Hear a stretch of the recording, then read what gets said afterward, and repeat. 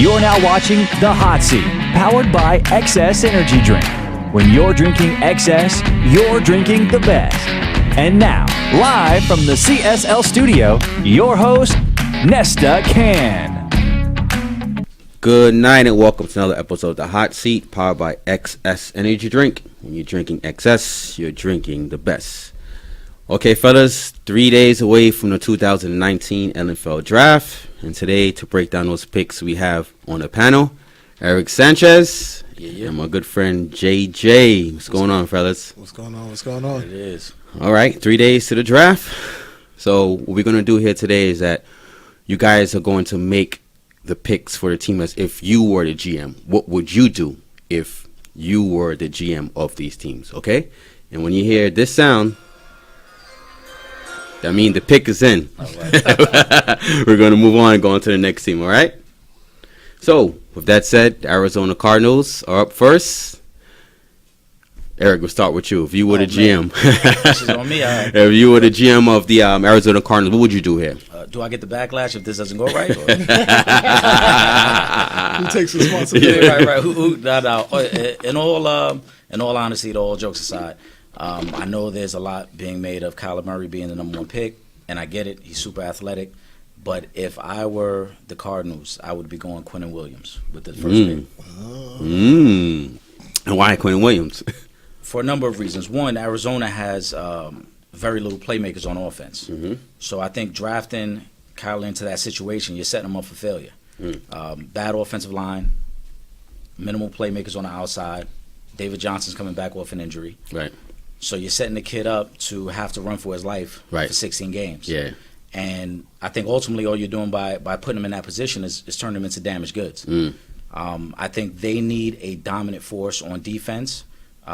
We know they have Chandler Jones on the outside. Right. They went and got Terrell Suggs to add a veteran presence on the other side. They need a dominant interior guy. And I think Quinnen Williams is that guy for them. JJ, what you doing here?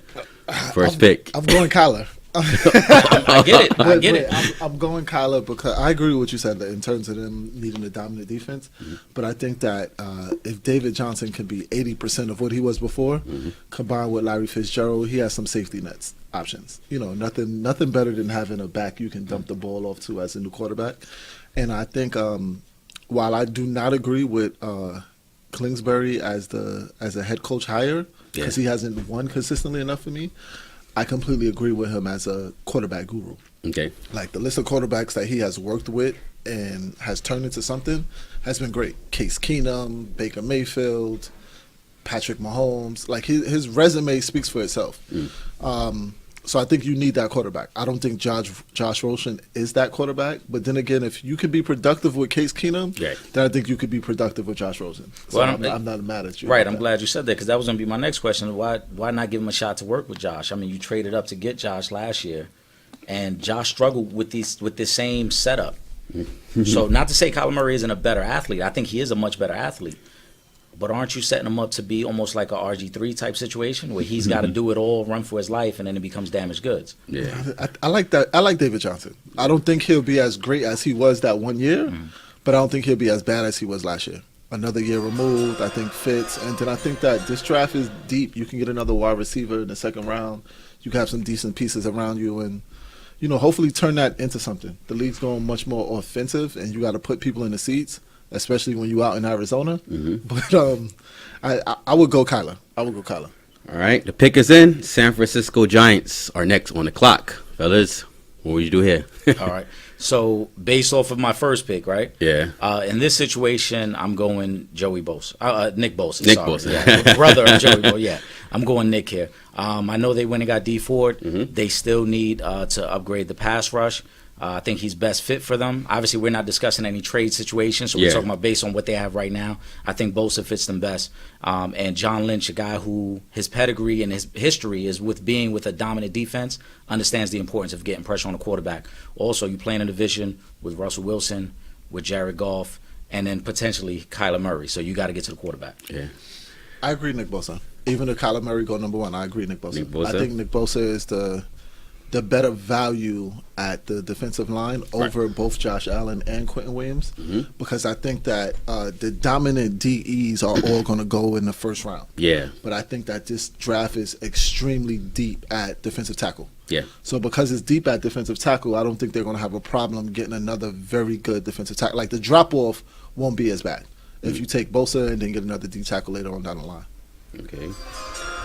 All right. New York Jets. It's on the clock now. Pick is in. What are we doing here? This was a tougher one because they could go a couple different ways.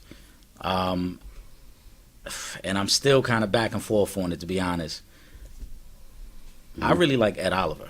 Oh, yeah. That's a bad man. I really like Ed Oliver. And I think you pair him with Leonard Williams and with the season that Henry Anderson had for them last year. Right. Addition of C.J. Mosley and Adams patrolling the secondary, like, that makes that a really tough, stout middle of that defense. I would go Ed Oliver. Ed Oliver. Yeah. Ed Oliver.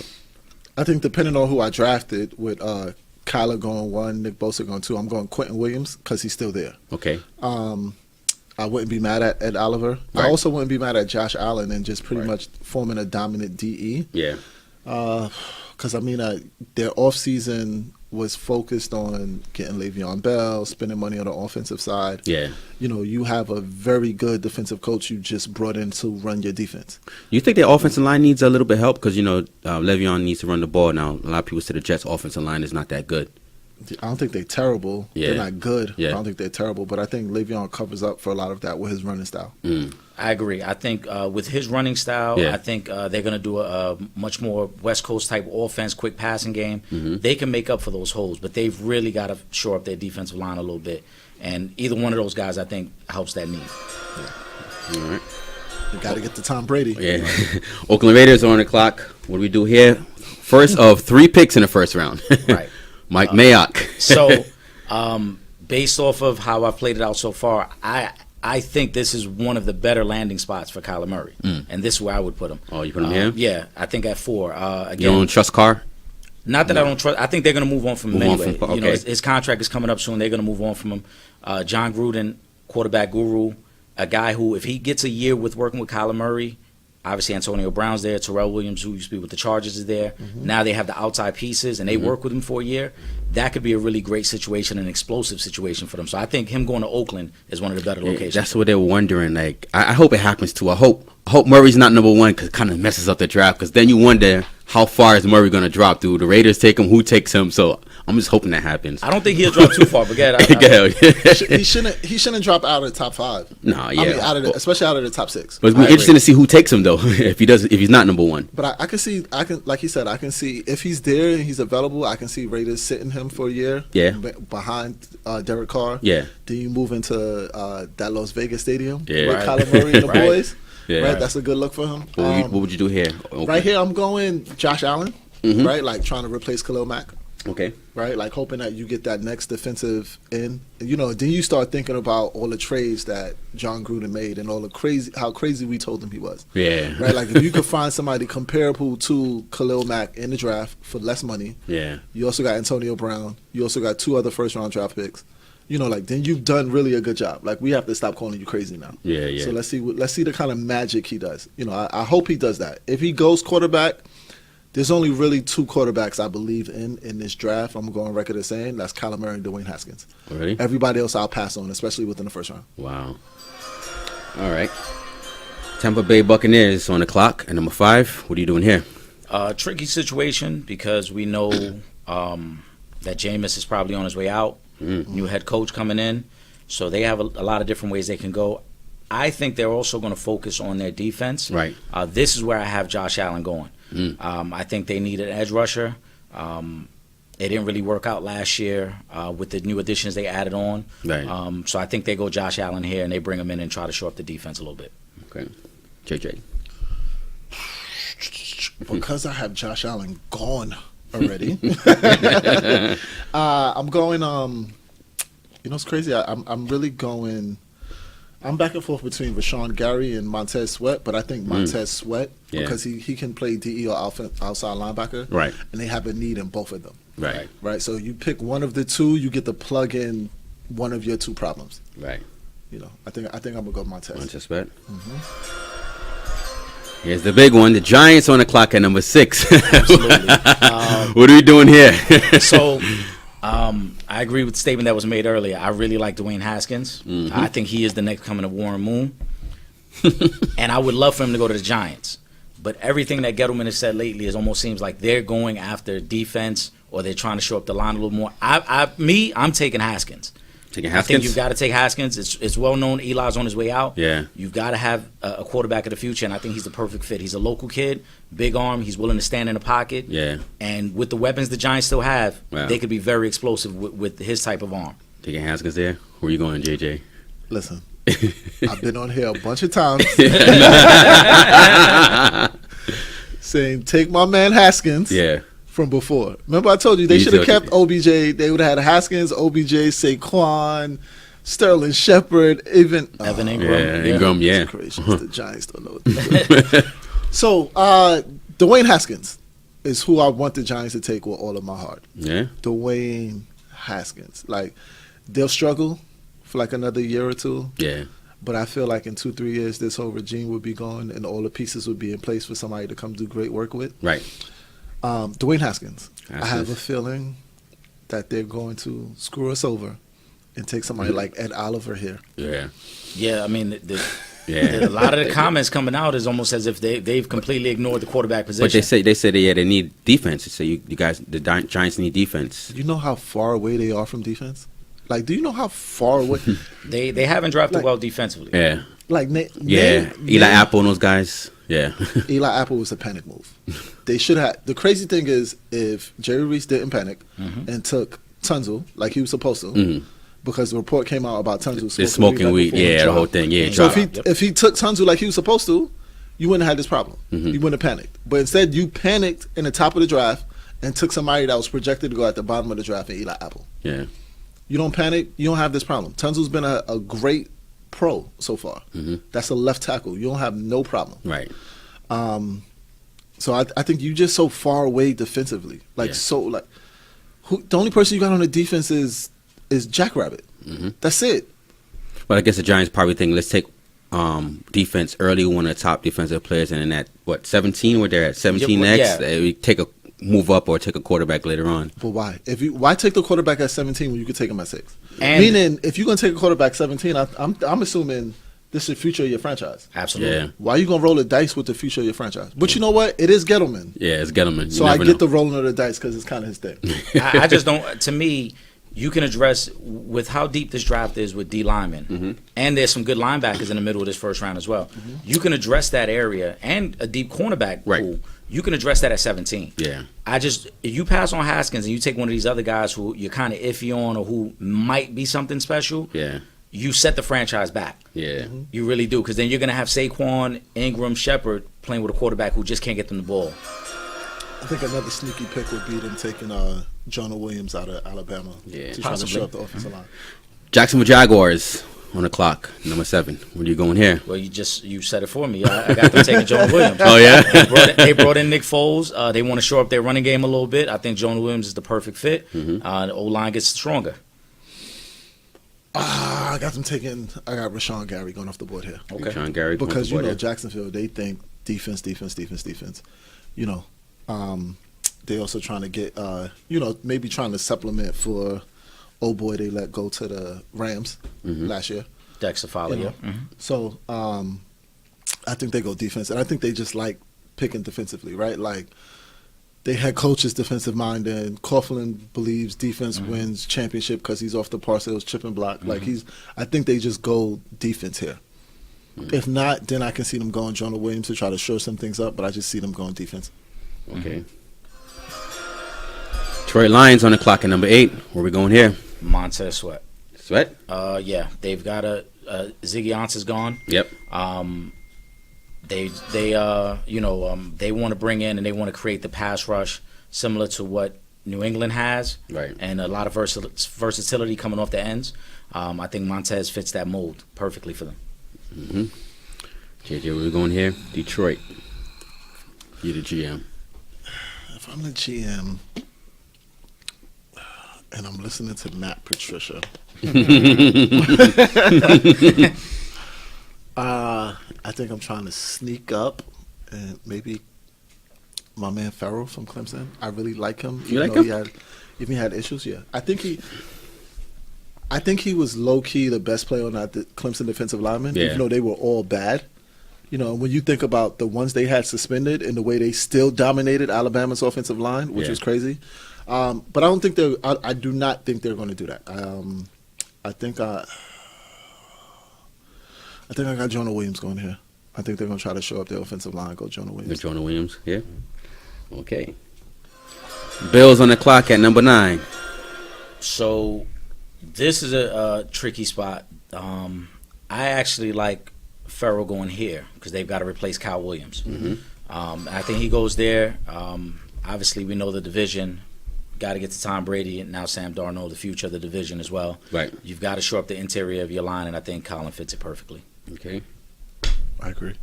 You agree? The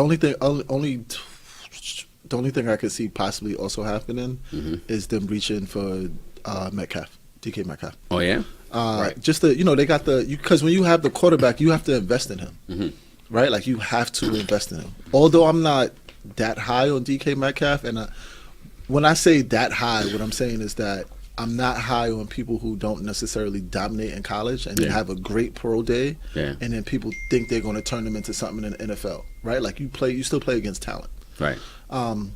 But I can see them doing that because you do have to surround your people with talent, right? Like, and they wanted Antonio Brown, and they lost out on him, so I could see them reaching up here for him. Yeah. But the Bills also usually go defense as well. Do you think DJ Metcalf is the best wide receiver in this draft? No. No? I think Antonio Brown, Lil Cousins, the best wide receiver in the draft. Yeah. Yeah, Hollywood Brown is pretty good. Hollywood Brown. I like Hollywood Brown, Hakeem Butler. I think Hollywood Brown, I would take him above. You know what I would like to see? What? I would like to see the Raiders trade back up in the draft with one of their other 2 future picks and take Antonio Brown Cousins. And Well, both I of the think he Browns. might be there later on. We'll see how it plays out, but I think he's going to be there. All right, so Denver Broncos on the clock. What do you do here? So a lot has been talked about them going after Drew Lock. I think this would be a little bit of a reach. I think it's a little early for him. Right. In this spot, though, I think they've got to find the future replacement for Chris Harris. I go Byron Murphy. Yes, I like Byron Murphy, the cornerback, right? Yeah, Yes. I go with him right here. Well, it's kind of high though, but hey, It's a little high, but he's a top-notch corner. Yeah. Physical. Yeah. I don't think he's a shutdown corner yet. Yeah. But his size and his speed give him the opportunity to be a number 1 corner in the league for a long time. Over Greedy Williams, you like him over Greedy? I like him over Greedy. Yeah, too. JJ, what you doing here? You are the Denver Broncos. I think I'm gonna go with that boy out of Iowa, The tight end? T.J. Hawkinson. Do you get Hawkinson? Yeah. Yeah, I think I'm gonna go with him. They need to, and they just reinvested in the quarterback. Yeah. Quarterback best friend is a tight end. Yeah. We're talking about John Elway, Yeah. who had Shannon Sharp with him when he won his championship. So he knows a little something about we need to invest there. And I think the last couple of drafts they've invested heavily defensively. So now it's kind of like, all right, we have to balance this thing out. We have to move the ball offensively. You have your rookie running back who had a very good showing last year. You're losing.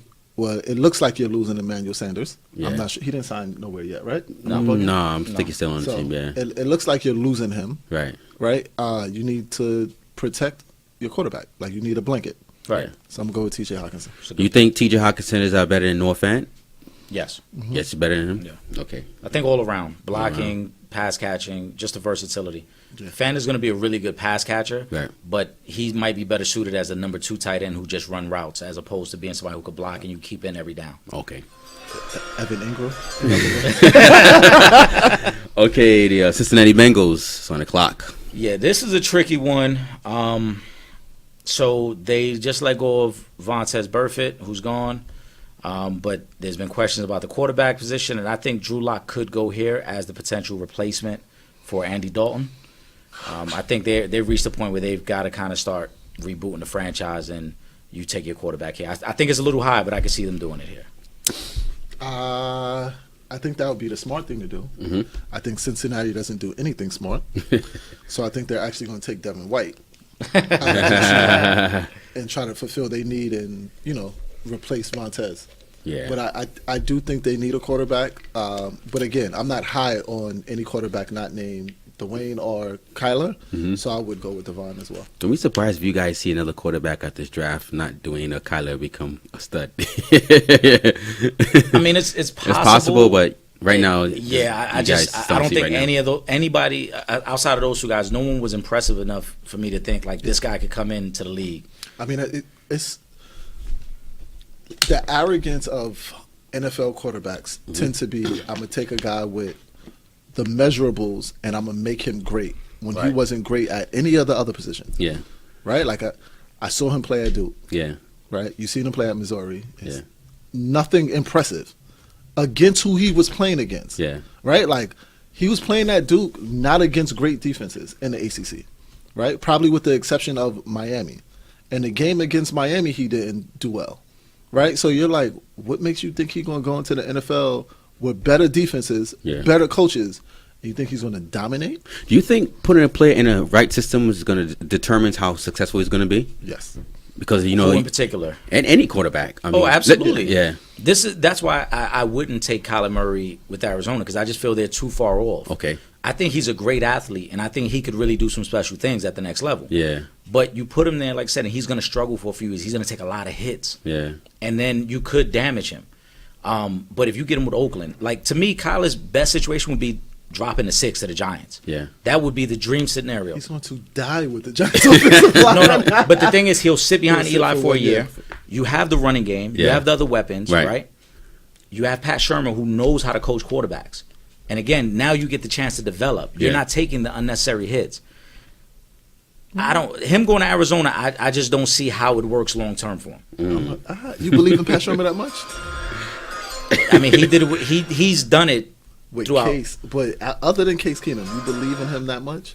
I believe in him enough. Yeah, with what Kyler has and his athleticism, absolutely. Because there's not much fine tuning you need to do there. More than Kingsbury, you believe in Absolutely, Sherman? absolutely. All right, so the Green Bay Packers is on the clock with the 12th pick. What are we doing here? This is where I see Hockenson going right here. Oh, yeah? It's the perfect fit. Yeah. They need him. They need the tight end, Jimmy Graham's replacement. Aaron Rodgers really doesn't trust the young guys they brought in last year. Iowa going to Green Bay, it's like a perfect mesh. It's like him staying home almost. I see him going to Green Bay. Green Bay?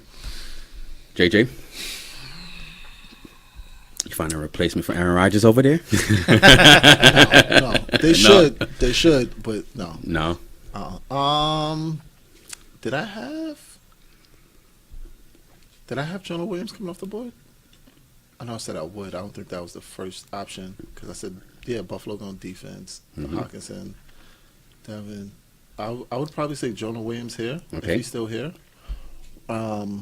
If not, I can see them going Andre Dillard for a tackle out of Washington State.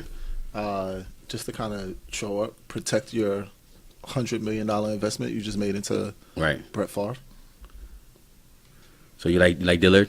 Yeah, I mean, if Hockenson is, I have Hockenson going off the board already. Right. So if I didn't have Hockenson going off the board, then I would absolutely say he'd go here. Okay. Even though I'm praying that my boy Jimmy Graham got something else left in the tank.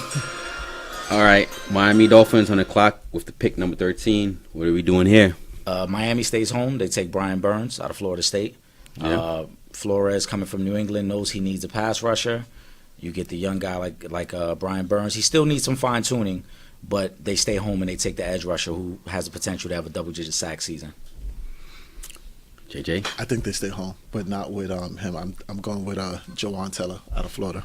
Jawan Teller in Florida? Oh, okay. Protect Fitzpatrick. I think they're just building an offensive line. Right. You can't protect him. All right. Atlanta Falcons on the clock with the 14th pick. What are we doing here? So in a perfect world, they would be able to get a pass rusher here. A lot of them already off the board. I think in this situation, they do shore up their line a little bit. This is where I see Jawan Taylor going to give Matt Ryan a little bit more protection. Yeah. I'm going to go with Christian Wilkins out of Clemson. At Clemson? I think they're very defensive minded. Yeah. They also have some pieces that's coming up for long time contracts. Yeah. And you can't give Matty Ice, all that money, and Julio Jones, all that money, and pay your defense, right? Like, you got to pick what side of the ball you going to pay, and then the other side you have to compensate with drafts. So I think I could see them going here with this Clemson, with Wilkins. Washington Redskins on the clock at pick number 15. What are we doing for Washington? Washington in real life is probably going to make a stupid decision here, and they'll reach for one of these quarterbacks that we talked about that isn't really worthy. Yeah. But if I were the Redskins, this situation I would go after Greedy Williams. Greedy Williams. Yeah. Pair him up with Josh Norman? Well, Norman's kind of tail end of his career, but they've got to shore it up a little bit there, and I think Greedy's the perfect fit. Yep. I completely agree with Greedy. Yeah. One, pair him up with Josh, like he said. Also, two, replace Josh when Josh comes up for his next contract. Yeah. But it's just what you need. I don't believe in other quarterbacks, so I'm not going to reach here to do this. If that's the case, I would trade up from 15 to 2, 3, or 4 to get somebody else, right? Okay. To get a Haskins or a Kyler Murray. Yeah. I'm not going to sit back and let this one come to me. Yeah. So shore up your defense. You made some moves for a quarterback to be stable, right? But when they started off the season last year, very good. They were good defensively. So if you shore that back up, you only need a plug and play quarterback for the kind of system they're running. Do you believe that Greedy's better than the guy from Georgia? I think Baker. Yeah, he's better. I have him rated better than DeAndre Baker. I think he's better in terms of like ball hawking. Right? So turnovers. Like, there's some people that's more aggressive, so you can make tackles.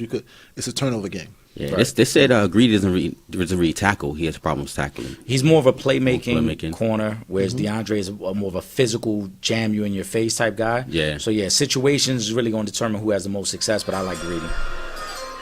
Okay, Carolina Panthers on the clock at pick number 16. What are we doing here? Tricky situation because we don't know the future. Well, this upcoming season status of Cam Newton. Yeah. But I think they will target the defense. Tommy Davis is pretty much done. Yeah. Kuechly, a lot of concussions, getting older. Yeah. This is where I see Devin Bush going. Yeah. Carolina, Ron Rivera loves his linebackers. Yeah, Devin Bush. That's a good pick. I see them reaching for offensive lineman here. Offensive lineman? Right? So I had Dillard off the board, Jonah Williams off the board, and then the third best tackle is Cody Ford out of Oklahoma. So I see them reaching to try to shore up their offensive line. Try to keep Cam Newton from getting punished so much. Okay. Pick number 17, New York Football Giants. What are we doing here? So the Giants are back on the board. We both went quarterback earlier, right? This is where I think they go defense. A lot of options. You could go Devin White. I think they're going to reach in this pick. I think Jeffrey Simmons out of Mississippi State is the guy. Very talented D tackle, has had some issues off the field. That's why he's dropping. But I think he's the guy, and they'll try to get somebody to really plug up the middle of that D line and give him a little bit of a nastiness. That's a guy who went to school with Sweat, right? Yep. Yeah. Yeah. What are we doing here, JJ, for the New York Giants? I'd like to see them take Devin Bush because we have not had a good linebacker in God knows, probably since Lawrence Taylor, Jesse Armstead. Okay. I'm not going to go that far back. Wow. Right, but if he could turn into the next Jesse Armstead, then you have something special there. Okay. Right? You got different pieces. They have a couple of pieces from last year that was injured on their defensive line. So if you can get somebody on that second unit to kind of help stabilize things, then you can start moving and building and putting pieces around them. I hope they do that. If I wanted to see them throw a monkey wrench and everything, I like to see them draft Marquise Brown here. Just to be like, yeah, we got rid of OBJ, but now we got another star wide receiver. You could do it. Interesting. Yeah, I mean, yeah. All right, Minnesota Vikings on the clock, pick number 18. What are we doing here? This is where I see Cody Ford going. They've got to shore up the line. Kirk Cousins, even though he struggled, a lot of it was due to pass protection. I think Cody Ford goes here for me. Cody Ford, okay. I think they more so need interior offensive linemen. So I'm talking about center guard. So Chris Lindstrom here. Lindstrom, okay. Out of Boston College is who I like for them. Okay, so you're going with Lindstrom. Okay. Tennessee is on the clock, pick number 19. What are we doing here? So Tennessee, they need threats down the field. Mm. And they're probably going to be the team to kind of break the string of defense and O-line. But I don't think it's DK. I think they're going to go with Hakeem Butler out of Iowa State. Hakeem Butler? Yeah. I like Hakeem Butler here. DK is a physical beast, but I think Hakeem is a little more polished as a route runner and as a receiver. I'm gonna go DK and just try to give Mariota a bigger target. Mm-hmm. So I think that's what he needs. You guys don't like N'Keal Harry? What do you guys think about N'Keal I love Harry? N'Keal Harry. N'Keal Harry? I love N'Keal Harry. He's not top 3 basically. I mean, but it's we basing off of need. No, I'm trying to say like, no, I'm just saying, you know, I like him. in terms of in terms of of one pick. Right, I like N'Keal Harry, Yeah. but based on who's still on the board, yeah. Butler, Hollywood Brown, A.J. Brown, like those guys are just above him. But I really like N'Keal Harry. Some people were talking about him when the first mock drafts were coming out that he kind of like went down and the other guys kind of stepped up. So I'm The just wondering how combine does stuff that, man. Yeah. Guys go to the combine, and because you didn't run a 4.4, it's like, oh, he's not a superior athlete. But N'Keal's the truth, man. Okay. All right, so we have next we have the Pittsburgh Steelers at number 20. What are we doing here for Pittsburgh? Oh, it's easy. Hollywood Brown. They replace Antonio. They replace him with his cousin, and they bring him in to go with Juju. There's no way they're going to draft anybody else with the last name Brown in Pittsburgh ever again. Will it be smart and I the was right wondering, decision yeah. to do? Yes. But are they going to do it? Absolutely. You know how some people are. They don't. Man, Listen, man, I'm the GM for the day. I got Hollywood Brown, man. I need the replacement. Look, Roethlisberger's going to be like, no, we don't want No, that. yeah, especially since they're related. I was wondering if he's there and he's the best wide receiver on the board. Do you bite your tongue, take him, or do you say, I'm not going to take him because of the past experience with Antonio Brown? If I want to win, I'm going to take him. You're going to take him, Right? But yeah. if you're talking about team chemistry and being worried about that, then I'll be worried about it. Yeah. I'm going Byron Murphy here, cornerback out of Washington. That's it. Well, like you always say, they're a wide receiver factory. They always seem to find good wide But receivers. they don't ever pick them in the first round. Yeah, that's right. That's right. another thing That's what I'm about trying to them. say. They're never going to pick that wide receiver in the first round. round. But when they get one, they're going to develop him. Right. Right? Like they do it over there. Yeah, no. Sanders, Plaxico, Yeah. Tonio, Juju. No, I'm missing somebody else too. And Santonio Holmes. Martavis. Yeah. Right? Yeah. Martavis. Yeah. Like they know what they're doing. And correct me if I'm wrong, I don't think any of those boys went in the first round to the Steelers. I don't know.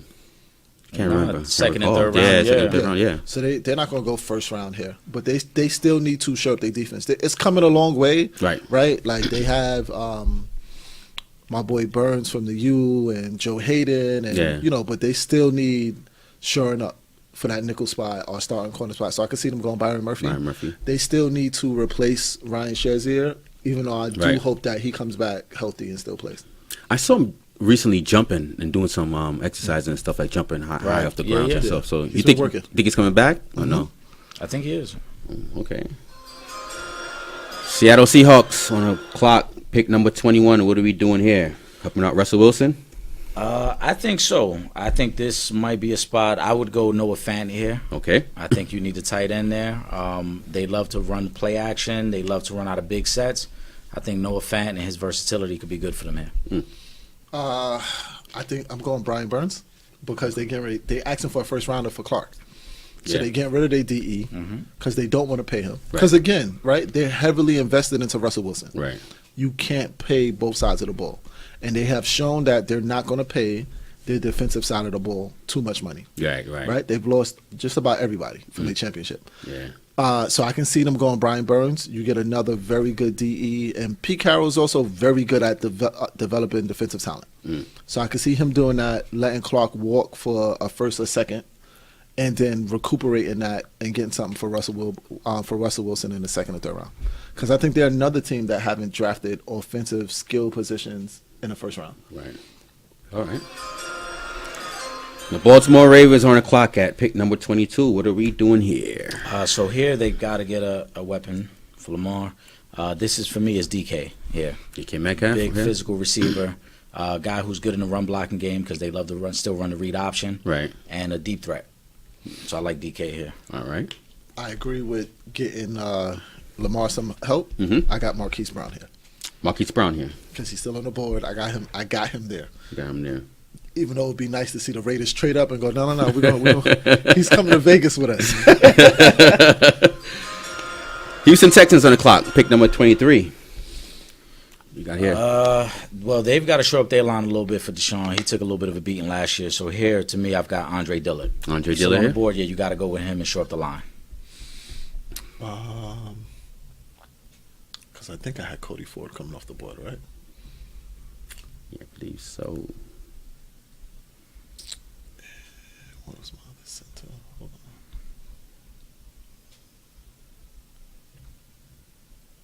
on. No, I didn't have I got Cody Ford. I had Chris Lindstrom to the Vikings.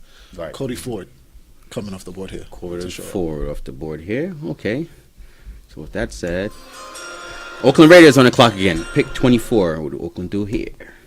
So The here, second pick. yeah, they're definitely going defense here. Mm-hmm. I think this is a situation where they definitely got to shore up their linebacking core. This is Devin White for me. Devin White. Devin White going to Okay. Oakland. Here, I'm actually going to go, since I went defensive first round for them, I'm going Irv Smith, tight end out of Alabama. Ooh, or Smith. Okay. Big physical tight end. Yeah. Let them do everything they want to do. Put him next to Antonio Brown, make him work.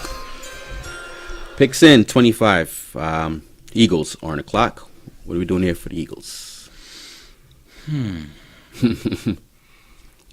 They can go a bunch of different directions, but I do think they need to shore up their secondary a little bit. They had a lot of injuries in their secondary last year, so this is where I see DeAndre Baker filling in for them. Okay, Big physical corner, yeah. Right.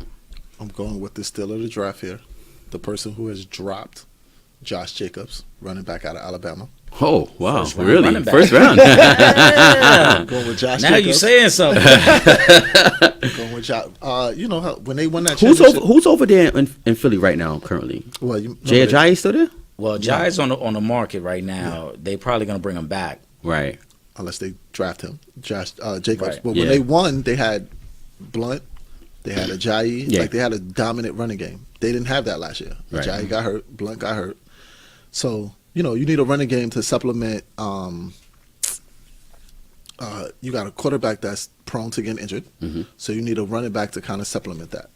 A good running game. So I'm going Josh Jacobs. I think he's going to be the steal of the draft because he dropped so far down. Indianapolis Colts on the clock at pick 26. What do you got here? I like for the Colts here, I think they go Dexter Lawrence from Clemson. Okay. I think they're a team that's on the rise. They need to generate a pass rush. If they can get a nasty interior lineman to really shore that part up and open things up for the outside, Yeah. they can take that next step. I got Dexter Lawrence. Dexter Lawrence. I agree. Dexter Lawrence. If not, A.J. Brown out of Mississippi, but I'll go Dexter Lawrence. Oakland Raiders on the clock again. Pick number 27. So I think, again, Oakland goes defense here. Christian Wilkins is still on the board from Clemson. That's what I'm going with. Last two picks, defense to shore that up. Oh, wow. Okay. For Oakland, I'm going with the safety out of Washington, Taylor Rapp. Like Taylor Rapp. Get some help on the back end. Try to rebuild this defense, because they got to at least try to stop somebody. Yeah. Right. As They good do. as they No, can they be do. offensively, they got to try to stop somebody. I mean, listen, any defensive selection is good for the Raiders right now. They got a lot of holes. I know, a lot of holes. So you can't go wrong. As long as you're picking a quality guy at defense, you're pretty good there. Chargers on the clock. Pick 28. What do we have here for the L.A. Chargers? But I call them San Diego. Right. L.A. Chargers. Defense was actually pretty good last year. Yeah. Do we find a replacement for Rivers here? You might. You could. You could. You can go Jones here or Locke. In my case, I haven't drafted. I did say Locke earlier, so you could go Jones here. But I'm going to say, based on what I have on the board, I'm going to give Rivers another weapon. I'm going to go A.J. Brown here. Mm-hmm. They lost Terrell Williams, so they can go with another weapon. A.J. Brown. They love to run out of 3 and 4 wide sets. Right. What do you have You here, know what? JJ? I was going to go Jones, but I think he just changed my mind. I'm gonna go A.J. Brown. I'm gonna go A.J. Brown. I was going to go Jones. Yeah. I was going to go Jones, but I don't think. I think they're championship caliber. Right. And I think when you championship caliber, you don't take backups in the first round. Right. Yeah. right? Even if it's going to be your future, Yeah. you know, and they were championship caliber. They literally they had the best record. They tied for the best record. Yeah. But because they lost the tiebreaker to Kansas City, Yeah. they dropped down to the 5th seed. So when you up there, you take somebody that's going to help you immediately. Yeah. So I'm gonna go Brown. Okay. Kansas City Chiefs on the clock. Pick 29. So the Chiefs have lost some guys on defense. They lost Eric Berry, who they let go. Right. So I think they need to get a little more physical in the secondary. This is where I see Taylor Rapp going. I think going to Kansas City is the perfect fit for him. He can play in the box, run support. They can use his versatility all over the field. I'm going with the sense out of North Carolina State, Garrett Bradbury. Okay, Bradbury. I have all of the other defensive players off. I could have played on the Chiefs' defensive side of the ball last year. They were that bad. Yeah. Right. They were that bad. All right. The Packers on the clock. Pick 30. We're doing it for Green Bay. Green Bay. Second pick. Right. I think they're in a situation where they need to shore up their defensive line a little bit. Jerry Tiller from Notre Dame, nasty defensive tackle. He's going to be a 3-down lineman right away. I think he comes in and plays for them. I went interior offensive lineman before. So with this one, who's on the board? Actually, you know what? They put a lot of money into their defense. So actually, let me rethink that. I'm gonna go Noah Fink, the other tight end. Another tight end? Yeah, it's not a bad pick. I'm going there because I felt like they put money into the defensive side of the ball. Yeah. Because the only offensive player they're playing is Aaron Rodgers. Yeah. Putting other pieces around you. So you got your lineman earlier. You get a tight end now. So if you want to run double tight end sets with Jimmy Graham or your tight end of the future, you go there. Okay, so Noah Fant. The Rams on the clock. Pick 31. Rams on the clock. I think they go Gary from Michigan. Okay. Sue's not coming back. They gave money to Fowler, and they need someone to play next to Donaldson. So Aaron Donald, yeah. So all right. Jeffrey Simmons, Mississippi State defensive tackle. Okay. I'm going right there with him. Defense. All right. tremendous upside with him. Yeah. New England Patriots on the clock. To wrap it up, pick number 32. N'Keal Harry. He gets to play with Tom Brady. Yeah. Big target down the field, stretch the field. And he'll be used purely to take the top off the defense and jump balls. Edelman will work the inside and Harry on the outside. Yeah, I agree. If they don't go N'Keal Harry there, I can see them taking Tom Brady's successor there. Yeah. You get a Jones, a Lock, because he's in a system where he's not going to necessarily be required to do much. Like Belichick is going to scheme around his talents, right? Like Tom Brady has never necessarily been the most physically gifted quarterback, but he's had a high IQ. So I think I would go Lock out of Duke just because he has a very high IQ. Yeah. And I think that would be his successor. I think I'll go on. Okay, so that wraps up all 32 teams. Before we go, I got to ask you guys 3 questions, right? So give me 1 or 2 players that is going to have, at the next level, there's going to be either a Pro Bowl player or it's going to be a Hall of Fame that you guys think is going to succeed at the next level. 1. 2, a player that's got a lot of hype where you think it's going to be a bust. And 3, a sleeper. So let's break it down. Okay. What player is going to be successful at the next level, either a Pro Bowl player or a Hall of Famer? This is just out of first rounders, or first. I mean, out of everybody. Okay. Yeah, it doesn't have to be just first rounders. Someone you see in the draft right now that you make your prediction, so we can look back on this. So basically, the guy we feel like the most secure on, like most secure. This guy is it. Yeah.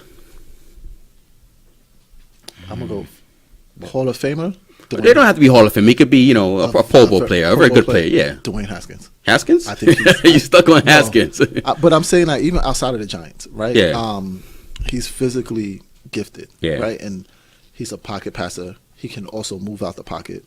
He throws with a lot of accuracy, not more accurate than Kyler Murray. Yeah. Right? Like when you look at all his physical attributes, if you put him with weapons, like this is what he's going to do. You put him with an offensive-minded coach. Yeah. And I think he has it. Like he has all of those pieces to play with. Yeah. Right? The only thing he didn't have in college was more than 1 year.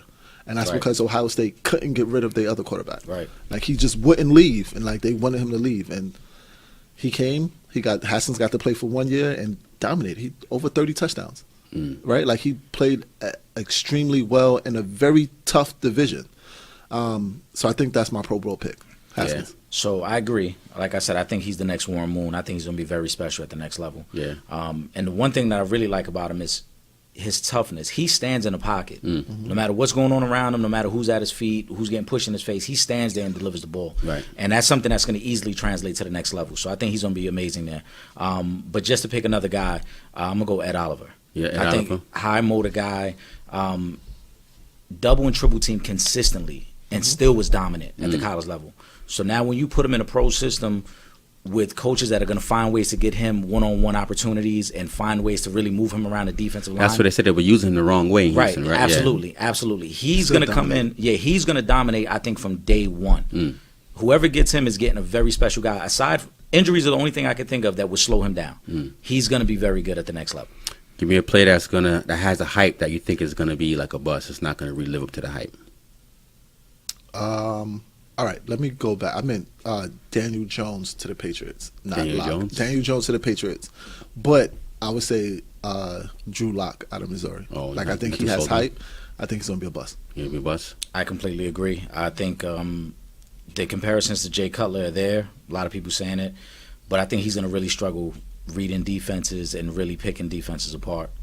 And if he goes in the top 15, he's probably going to go to a team that doesn't have the weapons to support him. Yeah. And it's going to show right away. Give me a couple of sleepers that people are not talking about. I'm going with my boy, and I'm biased. Let's just admit this up front. I'm biased. My boy Gerard Willis out of Miami. But I think because Miami had such the terrible season that they had, that he went unnoticed, right? But he compared to everybody else that played in the ACC defensive tackle wise, right? And like when you talk about on Clemson, they all had help, meaning they were all so good that they had to compensate, right? Like they were like, we have to block him one-on-one because you can't help nobody, right? Gerard Willis didn't have that. Is he entering the draft?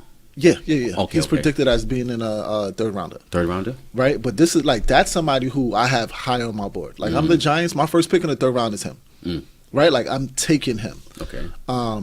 But that, like, he's bad. Right? Like, when you talk about, when you go back and rewatch the film when they played LSU and got their ass handed to him, Gerard Willis dominates the LSU offensive lineman. Game in, game out. Only person to play, like, he jumps off at the table. Right? So I have him as one of my sleepers.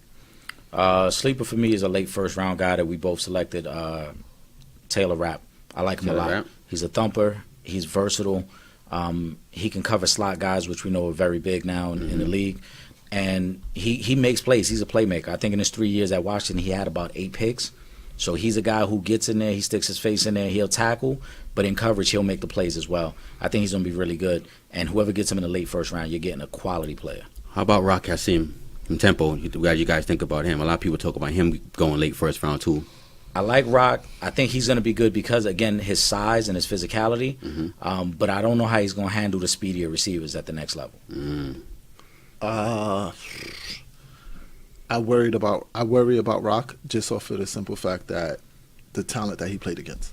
Okay. Right. Like, and he plays a skilled position. Right. So I worry when you come from that and you didn't play necessarily against the fastest guys, and then also you start playing cornerback, you get your feelings hurt. Right. Right. Like somebody burn you, turn around and be like, stupid. Like, don't look at me. Like, Right. don't even go ask your coach to cover the other person. Yeah. Right. Like, you get your feelings hurt, and if you're not built for it, it can go very bad for you. Right. And that's why I say too. I think he's going to be a guy who's going to have his moments, but when he lines up against those top-notch burners, he's going to get exposed. Unless if he goes to a place like Seattle, that plays a system. They play a nice zone. They play like they simplify what their defensive backs have to do. Like, he plays that, he'll do well. Or, you know what? If he ends up going to Baltimore, right? Like, that's a very defensive-minded team. People know their responsibilities, and he also have Earl Thomas behind him to be like, I need you to do exactly this. Right? Like, when Seattle defense last year started out, everybody's like, oh, they're going to be bad. There's only Earl left. They was playing very good because Earl was back there to be able to be like, I just need you to do this, and I'll take care of everything else. So if he goes into the right system, he'll be good. If he goes to one of those places where they put you on the island, where he's got to have a lot of responsibility, he's going to struggle. I like Byron Murphy. My guy is Byron Murphy, and I like the wide receiver Emmanuel Hall. Keep that name in mind. I know you don't know this. Just keep that in mind down, that name. All right, fellas, any final thoughts? I'm just looking forward to it, man. I'm interested to see what the Giants do. I hope they don't try to overthink the situation. You got to get a quarterback at number 6. You can't continue to put it off. Last year, they I don't want to say they lucked out because I think we all knew how special Saquon was going to be, so they didn't have to force the pick. But now you're at a point where you've got to figure out what the future is. How'd you feel about those other quarterbacks? Because we've talked about this. Yeah. I was all on Saquon. The only quarterback I liked last year was Baker Mayfield. I like Baker, and I thought Sam was solid. Yeah. I didn't like Allen or Rosen. Yeah. So that's why I say I was okay. Like, it was the tough decision for the Giants would have been if, let's say, the Browns would have gone Darnold first, and then they would have had Baker and Saquon both there at number 2. That's when it would have got really interesting for the Giants. Like, all right, who do you really like here? Right. So last year they kind of get a pass, but I don't even understand why they didn't at least take a flyer on Teddy Bridgewater and bring him in as a backup. You know, you could have at least kicked the tires on a couple guys just to see if you had somebody that could have held it down a little bit. This year they've got to go quarterback. I know why they didn't bring in Teddy Bridgewater. They didn't want to hurt Eli Manning's fragile ass feelings.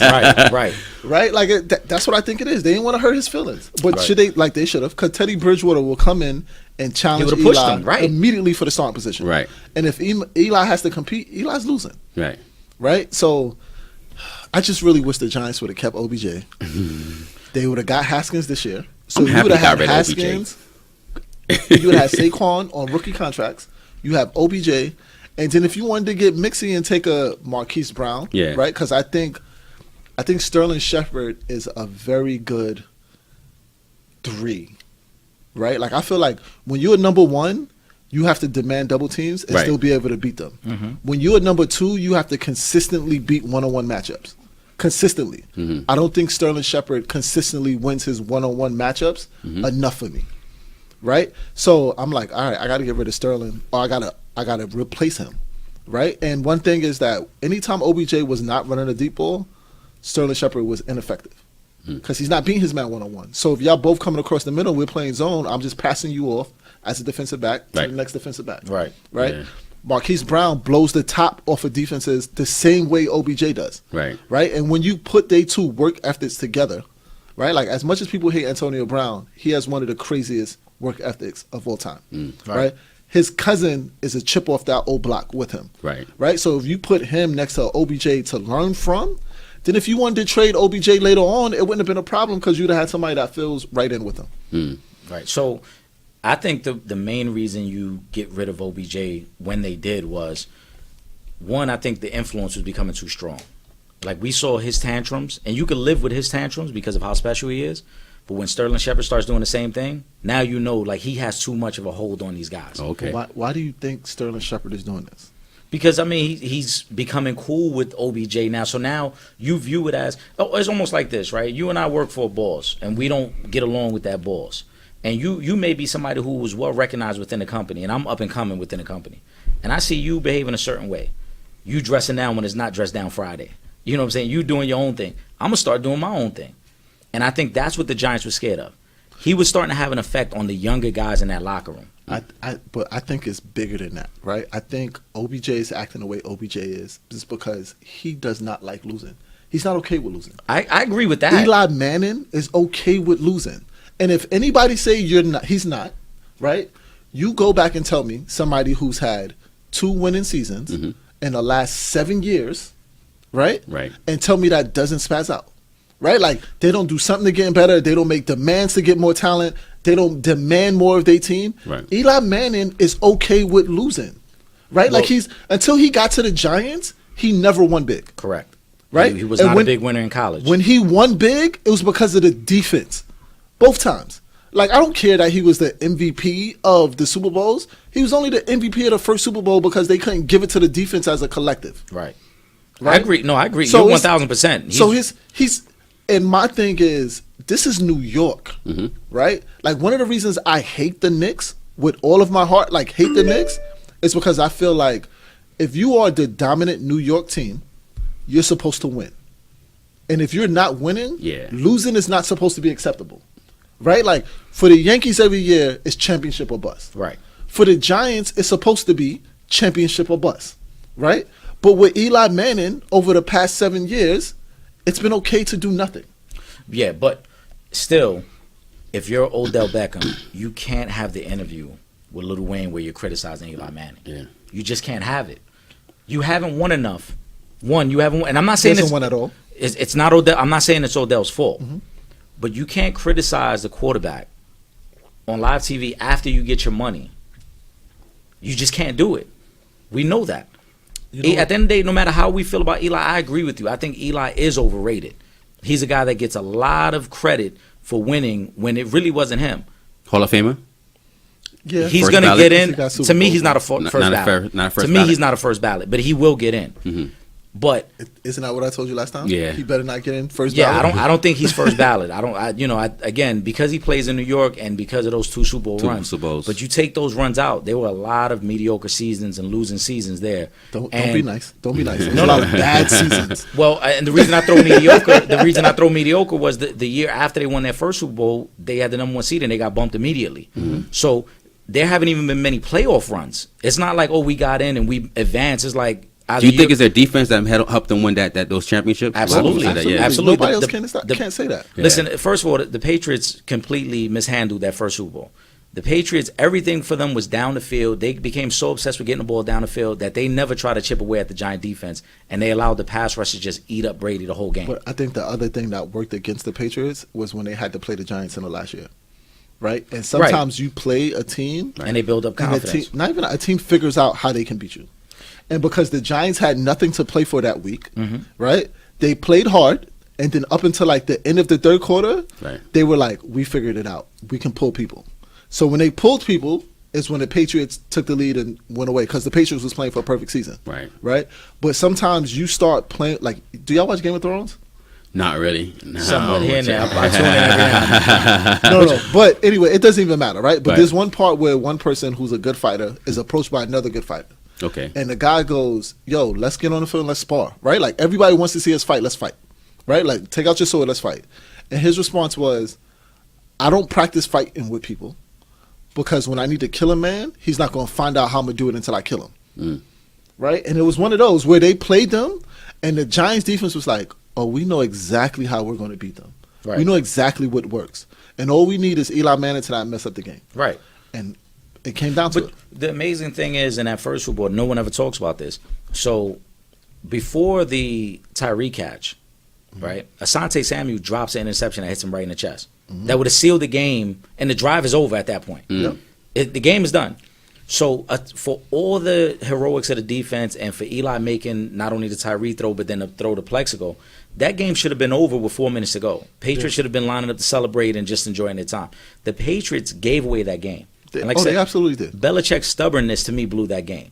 He continued to let Brady take the hits. They didn't throw the screen passes. They didn't execute any type of quick passing game. Everything had to be down the field. I think Brady was also scared, right? Like Brady, that's when the world found out. Right. If you hit Tom Brady in the mouth, he'll stumble. But and be back. I think that falls back on the coach. At some point you've got to realize, all right, our O-line isn't holding up. Let's get rid of the ball a little quicker here. But Let's gain a rhythm and get rid of it a little quicker. Belichick don't call the offense, and he's always been big on that. Like, he'll go up to the offensive coordinator, he'll tell him certain things, but he doesn't call. But he still the controls offense. it though. So When they he's- go for it on fourth down, that's a bill call. Yeah, but So he controls it. Downs 1 through 3, he's not going to go. Don't do this. He probably told them, "Yo, you should do this." And he probably because you think about it, men are stubborn, right? Like, you've been winning this way all year long. You're like, we're going to beat them this way, and Right. Belichick's probably like, "No, you're not." And the offensive coordinator's like, I got it. And then you get to 4th and 7, Belichick's like, no, we're punting. like, let the defense play. Right. But yeah, back to the Odell, yeah. Eli and Odell. I think Odell wasn't comfortable with losing. I think he wanted the world to know, even though I got paid, I'm still not here to lose, right? And Eli's been like, well, I got my money, so I'm gonna just do the stupid Eli look, and everything will be okay. How you think Odell's gonna do in Cleveland now? I think he'll do great. Great. I think they got a bunch of misfits Right. that the world doesn't want that the world did not want, and they're going to use that as energy to play. And I think that's going to be a beautiful. They got a team full of misfits offensively. A lot of people say it's only one ball, and everyone's going to want the ball. It's not gonna How matter. do they do that? When you got a team full of misfits that just want to prove the world wrong, Yeah. it doesn't matter. And they will be gods if they win a Super Bowl in Cleveland. Yeah. You have, like, they will be bigger than what he would have been in New York. If he wins a Super Bowl in Cleveland for that franchise, Yeah. it'd be similar to the way LeBron was received in Cleveland for winning the Super Bowl. For winning the NBA's finals. How does Gettleman look after that happens? I mean, as far as, first of all, I think Odell's numbers aren't going to reflect his impact. Like, he's still going to see double coverage. Yeah. Baker's going to still make the smart throw. They can't double cover him now, though. No, they will. They'll find a way to bracket him. He'll be the one guy we don't want him dancing in the end zone at any antics.